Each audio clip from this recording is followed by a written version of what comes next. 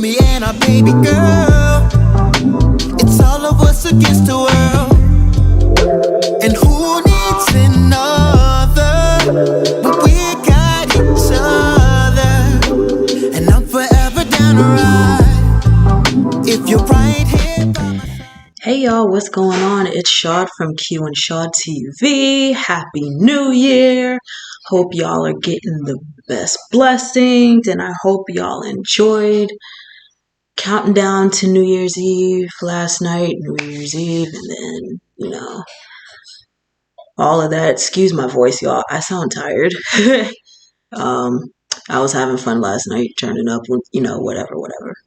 But today's reaction I'm going to do, I can't talk to my mom. She doesn't have time for me.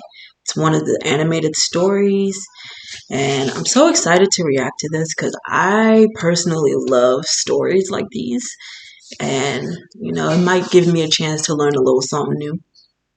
And without further ado, let's dive into the video. Hi, my name is Sarah, and my mom is my best friend.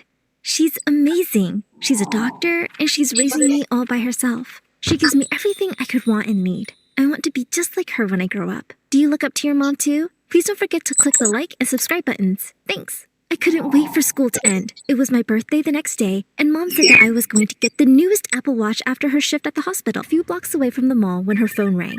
Dr. Johnson? A panicky voice from the car speaker said. Jill is giving birth right now. We're not going to make it to the hospital. Mom quickly turned a corner. She told the man that she was on her way. Sorry, honey, she said to me. It's a good thing that we're close to their house. We can go shopping after. I quickly nodded. My mom made another call and instructed the hospital to send an ambulance right away. Mom stopped the car and jumped out. I followed her into the house. A very pregnant woman was kneeling beside the couch, and there was a puddle of water under her legs. Mom ran over to the woman and asked her husband for some clean towels. "It's all right, Jill," she said. "I'm here, and it's time for you to push." I watched in awe by the door. The woman was crying and pushing and screaming. Her husband was sweating and running around with a ton of towels. It was chaos. My mom was the only calm person in the room. Suddenly, I heard another sound break through the screams and pants. It was the sound of a crying baby. "She's here," Mom announced. "Your daughter has arrived." Jill gasped when my mom handed her the baby. My jaw dropped when I realized that I'd just seen one being born. It was scary and incredible at the same time. The ambulance arrived a few minutes later, and my mom gently patted Jill's hand. "Everything's fine," she added with a gentle smile. "I'll check in on you at the hospital." We headed back to our own car. Mom said that we'd have to go home first so she could change. "Are you all right, honey?" she asked me. "You look pale." I guess I did. I was still in shock. "You were amazing, Mom," I replied in wonderment. "You didn't freak out at all. That woman looked like she was in so much pain. But the moment you handed her the baby, it seemed like she forgot about everything else." My mom squeezed my hand. "That's how I felt when I gave birth to you," she said. "It's joy and pain all at once. And it's all worth it, especially if her child ends up being a wonderful daughter like you." She added that around 250 babies are born every minute. Wow! That means that there are 250 soon-to-be mothers going into labor right now! I gasped. No wonder my mom was doing so well as an obstetrician. She delivered a new baby every few days. Mom headed for the shower as soon as we got home. While I waited for her, the phone rang. It was my dad. "You're not going to believe what I saw today," I said, and I told him about watching my mom do her work. Dad laughed and proudly proclaimed that my mom was amazing. "When your brother Josh was born, Emma was screaming and miserable too, until she held him in his arms. When can you come and visit anyway? He misses you already." I promised that I would visit my dad and his new family soon. I loved playing with my half-brother Josh. He was so cute. My dad's wife, Emma, wasn't so bad, but it still bugged me that my parents had never married. Emma wasn't half as amazing as my mom. After a few weeks, Mom came home looking very excited. "I got promoted," she said. "I'm going to be head of the department." I was so happy for her. And when I found out she wasn't going to be working as much, I was so happy for me too. It meant that we could spend more time together. It was great. We had picnics and played frisbee in the front yard. I was standing by the porch when the frisbee came whizzing my way. I jumped, but I must have landed wrong. The next thing I knew... Hey, you! Sorry, y'all. I hate ads, man. Don't you want to play?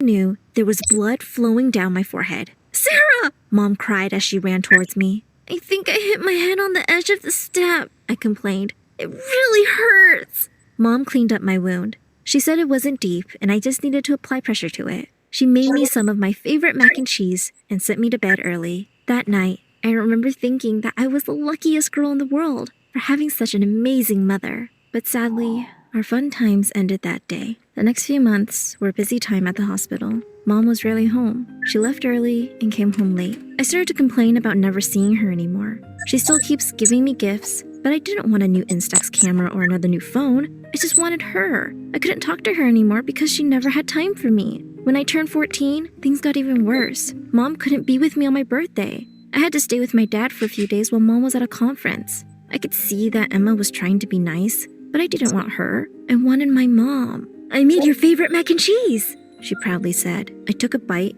but I spit it out immediately. Ew, I cried. This tastes gross. It's not like Mom's mac and cheese at all. Dad got mad when I said that. I gave him the side eye while he and Emma played with little Josh. If he hadn't married that awful Emma, he would have married my mom. And maybe she wouldn't have to work so hard all the time. I was counting down the hours until Mom arrived to pick me up. Then the phone rang. It was Mom, but she said she was running late. I got so mad at her for making me wait again. When I get home, she said, we'll go on a vacation. Just the two of us, okay? I promise you're gonna have a great time. But I was sick of her promises. I don't believe you anymore, I screamed back at her. I don't care if you don't ever come home. When you're here, you don't even notice me. I wish you were my mother. I slammed the phone down and ran to my room. I was so mad at everyone. Dad tried to talk to me, but I didn't open the door. Finally, he left. But after an hour, he was back again. Sarah, he cried with a voice I'd never heard him use before. We have to go to the hospital. I couldn't believe my ears when he explained that Mom was in the hospital. She had gotten into a car crash just an hour ago. But I just talked to her, I cried. I was so scared the whole time in the car. I was terrified for my mom. And deep down, I knew it was my fault. Mom probably got so upset after I screamed at her. That was the reason she got into a crash. I wanted to tell her that I didn't mean what I said. I wanted to tell her that I loved her so much. They wouldn't even let me see her when we got to the hospital. One doctor came out and talked to us instead. I'm sorry, he said. She's in a bad way. We're doing everything we can, but I don't think it's going to be enough. You have to prepare yourself for the worst. I turned to my dad. I have a challenge for all Ads of you. again? Every computer in your house, your Oh. mom's, your dad's, your sister, your brother's computer, and in Anyway. What did you mean by that? I gasped. Dad couldn't even look me in the eye. He quietly told me to pray for Mom. I couldn't take it anymore. I knew my mom was suffering, and it was all my fault. I couldn't stop the tears. I stumbled away and ran as fast as my legs could take me to the exit. Outside, I found myself by a bus stop, and I got on the first bus that passed, not caring where it took me, as long as it was far away from here. Hours passed into days. I can't remember how I got where I was. The only real thing I felt was the hard bench I slept on and the gaping hole in my chest where my heart used to be. I was to blame for everything. It hurt so much to remember the last thing I said to her. How could I be such a terrible person after everything my mom had done for me? I was just sitting and staring into space when I heard the scream. Right in front of me, sprawled on the curb, was an older girl with a bleeding forehead. I jumped up and ran over to her. Hold still, I said soothingly. Let me check if it's deep. Thankfully, the wound was shallow. I took off my jacket and told the girl to apply pressure on it.